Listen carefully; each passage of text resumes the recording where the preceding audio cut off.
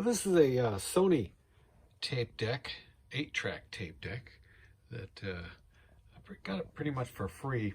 It was really a mess as far as dirty. I cleaned it up and was not able to get proper sound out of it. It's got to have some electronic components, be they transistors or capacitors, replaced, and it does work mechanically. And the unique thing about this one is that it's a quadraphonic. You can always tell by the tape head. If you can see in there, there's 4 lines on it, which signifies it as a discrete quadraphonic able tape deck. It'll play stereo and quad tapes, which are quite rare. And even in non-working condition, I was able to sell this for $100.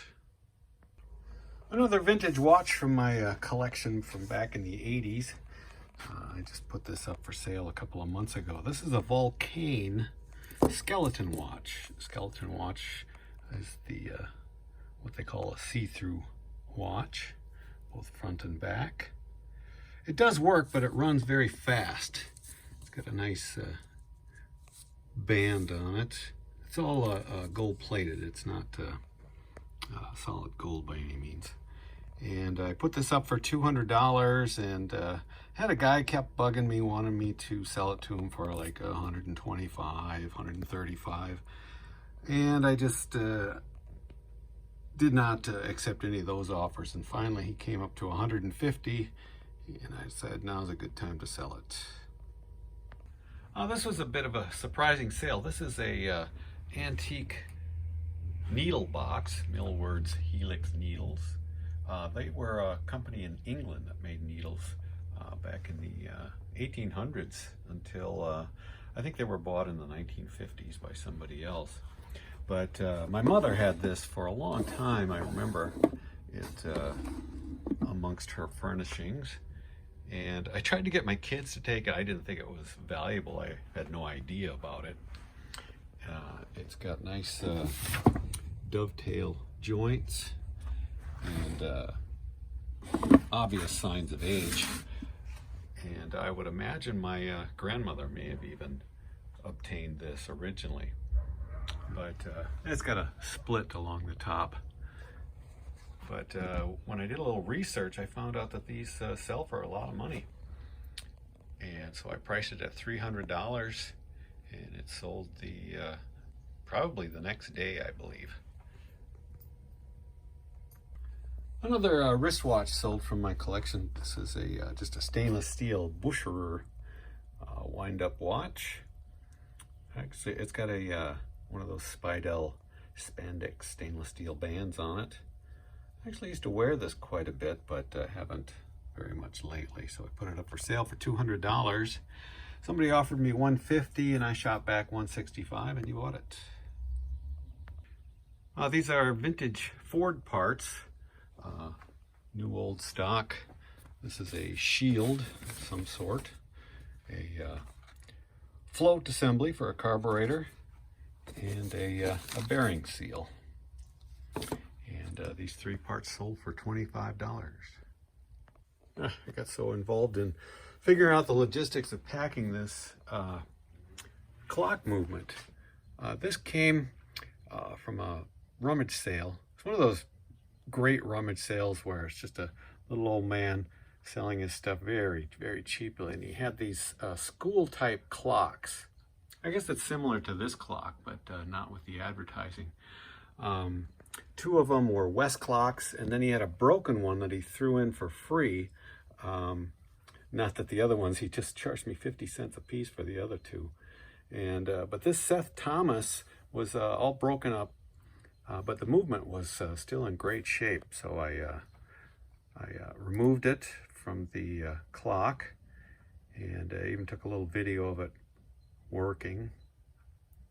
This is one of those videos that you can add to your pictures. Just a 30-second video, I think, is their limit. And it sold within a week for $35. This is a portable phonograph from 1969. It was made by the Philco division of Ford at the time. And I got this when I bought quite a few pieces of equipment, schoolroom type equipment actually. This was not probably meant for schoolrooms, but a lot of record players and reel-to-reel tape recorders. Got them all for $100 from a guy. And he said this worked fine, so I tried it out and it did work. Although I did take it apart and clean the volume control so it wasn't scratchy, and lubricated the motor so it ran nice and quiet. And it's actually a full-fledged phonograph or turntable record player. It's got 3 speeds. We'll play 45s, 10-inch 78s, or 12-inch full-size LPs. And I made a video for the listing, and it only took a couple weeks to sell, and it went for what I thought was a rather high price that I was going to have to come down on at some point. But I priced it at $175 and it sold. Sometimes it almost feels like stealing. This is a bike rack I saw hanging over the edge of one of those roll-off dumpsters yesterday, Sunday. And so I grabbed it. It's a Yakima, fairly modern one. They're about $400 and still available. And so I brought it home, checked it out, and everything was ship-shape on it. It was missing the pin. It's meant for a 2-inch receiver, hitch receiver. And the pin was missing, and there were no keys for the locks. But you didn't need those to use it. So I put it up for sale right away, same day. And just a few hours later, somebody made me an offer of $150, and I bumped them up to $175. And they came over and gave me cash. This is a pair of Camp Tawigwa, I think that's how it's pronounced, Girl Scout patches. I believe that is in Iowa, not too far away. And I picked these up years ago, along with several other scouting patches, and sold a few right away, but these have been listed for 2-3 years now. Finally found a buyer for them for $18 for the pair. Well, this is pretty basic metal toolbox made by Dunlop. It's not really very big, but it's nice and clean, no corrosion. And it came with this cute little master lock with key. Little coach there on the keychain. And I picked this up at a garage sale a couple weeks ago, and it sold for $25. I pick up these 8-track head cleaners whenever I see them, because they're usually like 50 cents or $1. I replaced the foil splice on them, and this one needed a new foam pad underneath. And people will buy these. This one sold for $18. Now, these vintage floor tiles have been a real nice steady stream of income for a initial $2 buy on about 90 of them. I'm selling them in lots of 4 for $20. Usually people just buy 4 at a time, but I have sold some multiple lots. And so far have not had any damage in shipping. I'm interspersing them with this kind of foam, wrapping them in cardboard, and then putting them in a box with some more padding around the inner box. And again, these sell for a lot of 4 for $20. This is a picket slide rule, aluminum slide rule. These are some of the best ones out there. If you find a slide rule, these sell pretty regularly. And I found this at auction, still new in the box. And it had the instruction booklet and the leather pouch. And it sold very quickly for $70. Also in the box was this metal protractor. I don't believe they came with a protractor. No mention of it in the booklet. But just a simple, small metal protractor I put up for $7, and it sold right away as well. This is for a 6-disc CD changer. It's just the magazine or the holder of the CDs, and then you insert the magazine into your CD player that this will accept. and it's sold by Radio Shack, and it works with their Optimus CD changer, as well as Pioneer and Magnavox and Denon. A couple others I had done some research to find out. Somebody put these up on Facebook Marketplace, 2 of them, for free. And I called and they said, oh, somebody else is going to pick them up. And the next day they called me or messaged me and said that the person never showed up. So I drove right over and picked up 2 of these, along with the instruction manual for the Optimus CD changer. And I put each piece up for $15, and this one sold right away. This is an older Westclox schoolroom type clock. It's actually called a monitor. And I picked this up with another one. This one has a glass dome top. The other one had a plastic one. And then for the princely price of 50 cents each, he also threw in a broken Seth Thomas. And I've already sold the movement from the broken Seth Thomas. So I got these for 50 cents a piece, and this one sold for $60. There was a time a few years ago, maybe even 5 or 6 years ago, these older William Fuld Ouija boards sold for a lot of money, sometimes over $100. Now you have to get the really old ones to sell for that much. These are almost common now, although they're a lot nicer than those recent Parker Brothers. This is actually made by Parker Brothers as well. But I found this at an auction. I think I had to pay $7 for it, which is, to me, way too much. But I had bought some other things. I wanted to make sure I made the trip worthwhile going down there.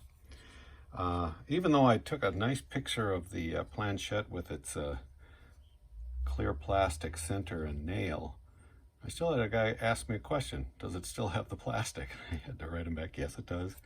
And then he bought it. And this sold for $35. This is a pair of Hustler brand CB antennas. They're a gutter mount. Supposed to go on either side of your 70s car with the old-fashioned chrome gutters over the windows. And I picked these up along with a box of CB equipment, a base station, a real nice microphone, and a mobile unit as well. I got the whole box for $30. And this is the first item to sell out of that box, although I have everything listed. And these, I believe, yeah, these got me my money back.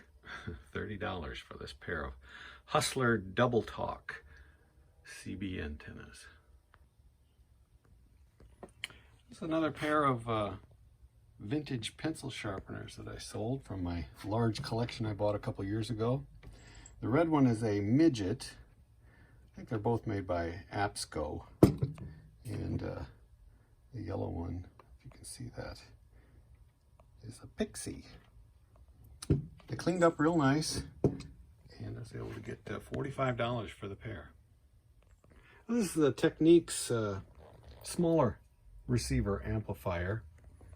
I printed off a copy of the owner's manual, and this just required a little bit of cleanup and some deoxit in the slider controls. This is from the late 70s, early 80s. It's not real powerful or anything. I listed it as a bookshelf stereo receiver. Made a video of it, and it sold for $100. I acquired this along with a bunch of other tape recorders and phonographs and other equipment a few weeks ago for $100, and have sold a number of items so far. Again, this Techniques SA913 sold for $100. Oh, this is a purple metal flake helmet from the early 70s, and it's made by Arthur Fulmer. I'd heard that name before. When I saw this at the little antique store near Walnut Grove, Minnesota, we were up there foraging for a stereo and just happened to stop in at this antique store and picked up a lot of nice items. Very small town, Walnut Grove. You may have heard of it. Little house on the prairie kind of thing. In any case, it's just in excellent shape. Didn't need much cleaning, a little buffing, and Another nice thing is the interior is intact. A little sun faded, but it had the pertinent information, including the size, which is XL. And this helmet, I priced it up there, but it sold in just a few days for $175.